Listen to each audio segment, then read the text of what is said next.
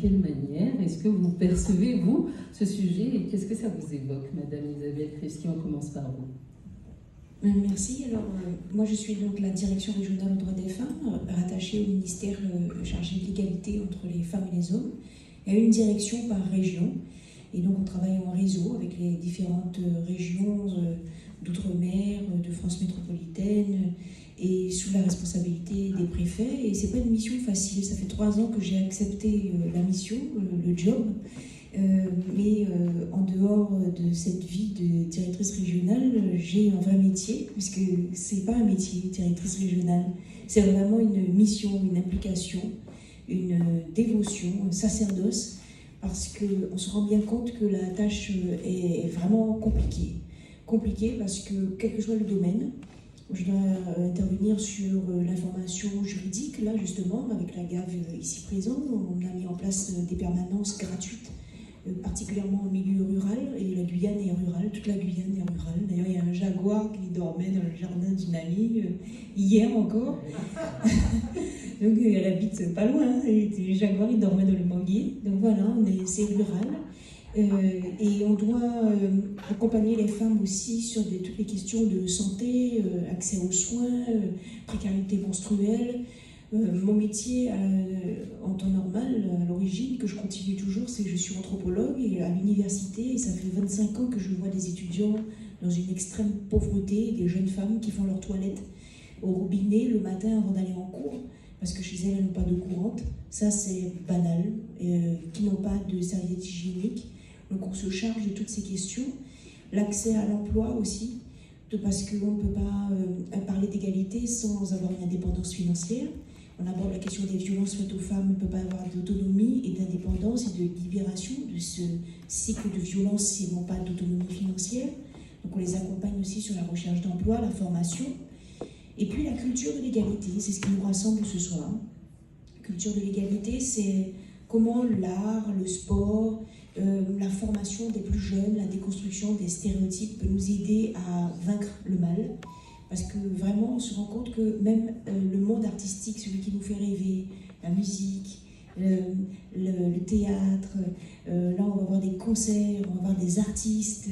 Là, ce sont des artistes en réalité qui souffrent. Voilà, la vérité, elle est là. Quand on est une femme, et bien comme dans mon milieu universitaire, nous sommes confrontés exactement aux mêmes difficultés, quel que soit le domaine. C'est-à-dire qu'on ne peut pas, même dans les domaines qui sont majoritairement féminins, en réalité, on est stigmatisé parce qu'on nous dit c'est là que tu dois être. C'est-à-dire que c'est une fausse victoire. On se dit là on domine, on contrôle. Mais on nous dit oui justement, puisque vous contrôlez là, restez-y. Pourquoi vous venez chez nous, marcher sur nos plates-bandes? Donc là, c'est toute une difficulté justement, et la culture de l'égalité est là pour déconstruire les stéréotypes, et on attaque dès le plus jeune âge, dès la maternelle. On commence à déconstruire tous les stéréotypes sexistes. Et j'ai relevé quelques chiffres, parce que là, je me dis non, il y a vraiment un problème concernant l'art. Eh bien, les femmes représentent 60% des promotions étudiantes. 60% dans les promotions, ce sont des femmes. Puis on se rend compte, 65% des écoles de cinéma, 80% pour les principales écoles de formation au patrimoine. Puis après, on a les études, on a les diplômes, on a le bagage, ce qu'il faut. Puis sur le marché du travail, c'est pas ces femmes-là qu'on va retrouver. Là, non, lorsqu'il faut les employer, les embaucher, elles sont victimes de fameux plafonds de verre. Et là, elles sont toujours N-1. Elles sont secrétaires générales. Ça, je prends le rapport du Haut Conseil à l'égalité. Donc, ce sont des chiffres officiels. Elles sont secrétaires générales, elles sont chargées de relations avec le public, chargées de mécénat, chargées de la communication, mais elles ne sont pas directrices. Elles ne sont pas en situation de direction, chargées de mission. Les femmes sont moins actives que les jeunes hommes dans les secteurs de l'art et la culture. Elles sont moins bien payées aussi que les hommes. Elles sont moins aidées aussi. Et elles sont moins récompensées. Donc là, il suffit de regarder toutes les cérémonies, même lorsqu'on fait les catégories après mixtes. Oui, on va faire la catégorie femme, la catégorie homme, d'accord, mais après quand c'est mixte, et bien là, on n'a pas le César de la meilleure réalisatrice. Alors en résumé, les femmes sont partout présentes dans le milieu de l'art et de la culture. Elles sont formées, on est bien d'accord, mais elles sont écrasées par une avalanche de moins. moins actives, moins payées, moins aidées, moins programmées à la télévision, moins dirigeantes, et quand elles dirigent, eh bien, elles vont le faire avec moins de moyens que les hommes. Alors là aussi, lorsqu'elles sont actives, qu'elles sont fortement représentées, par exemple pour le conte, ce qui nous intéresse avec la compagnie Zucuniogno, c'est très féminin. Et puis plus le conte s'adresse aux jeunes, plus il va se féminiser. Donc ça c'est très intéressant, parce qu'on dit que ça c'est pour les femmes, voilà, ça ne va pas parler aux enfants, elles font moins peur. Et puis là il y a une sociologue, Marion Firica, qui nous dit que le type de public va varier fortement en fonction du sexe de l'interlocuteur. Donc là, cette étude du Haut Conseil va porter justement sur les 5 principaux festivals qui ont eu lieu. Et puis, par exemple, pour les festivals de musique classique, là, seuls 34% des artistes programmés sont féminines. Donc là encore, on descend en âge, ce sont des femmes, puis on va monter en festival et en compétences, et puis on va retrouver des hommes. Donc là, 34% des artistes sont féminines, 22% des formations programmées sont composées majoritairement et exclusivement de femmes. Les femmes représentent seulement 6% des chefs d'orchestre, mais c'est pas fini, parce que le rapport il fait 134 pages, donc je vous ai fait un résumé. Dans les musées, alors ça c'est très intéressant parce que je le fréquente beaucoup, c'est le centre Georges Pompidou. Et moi j'aime bien y aller. Et puis qu'est-ce que je découvre? Eh bien que sur 108 expositions, 12 consacrées aux femmes. Là on se dit, je ne sais pas si je vais continuer à y aller, là, il faut protester devant, c'est pas possible, qu'est-ce que ça veut dire? Le secteur du cinéma est investi par les femmes, mais elles décrochent très rapidement. C'est-à-dire qu'au bout d'un moment, là c'est trop la galère, j'arrête. Les budgets d'aide à la création sont plus faibles pour les femmes. Tout ça est officiel. Les films sont moins récompensés. Et surtout, on se rend compte qu'il y a un aspect qui est rarement pris en compte, c'est qu'on va parler du talent. Vraiment tout le temps, c'est le don, le talent. Ah, ces hommes sont doués. Et le rapport met bien en évidence que jamais on va tenir compte de l'investissement du temps qu'il faut justement pour faire l'acquisition de ce talent, pour se perfectionner. Pourquoi? Parce que justement, et là on a un bel exemple, parce que nous sommes mamans. Et qu'est-ce que nous devons faire? Nous devons sortir avec bébé. Et puis nous, on ne va pas rester trop longtemps. D'ailleurs, on est déjà devant la porte, parce que c'est l'heure. Alors lorsqu'il y a des festivals, lorsqu'il y a des tournages, lorsqu'il y a des tournées, tout ça c'est hors temps, on va dire, de la semaine. C'est le soir, c'est le week-end, c'est le dimanche, c'est à 22h, ça se termine à minuit, ça se termine à 1h.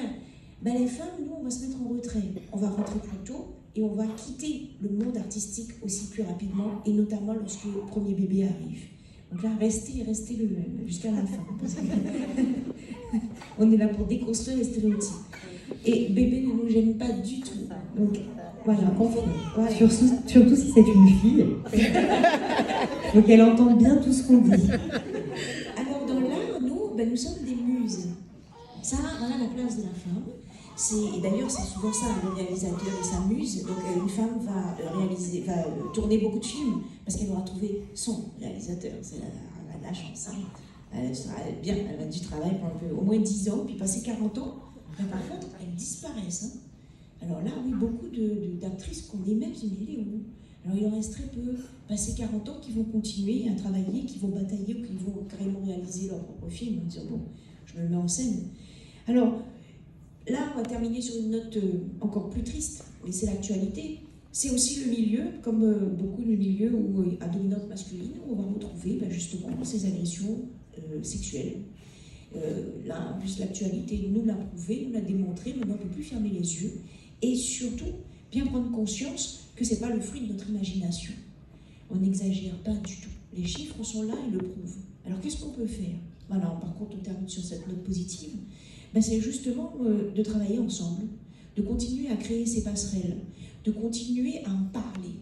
Parce que pour avancer, il faut déjà se rendre compte de la difficulté, l'admettre, accepter l'état de fait.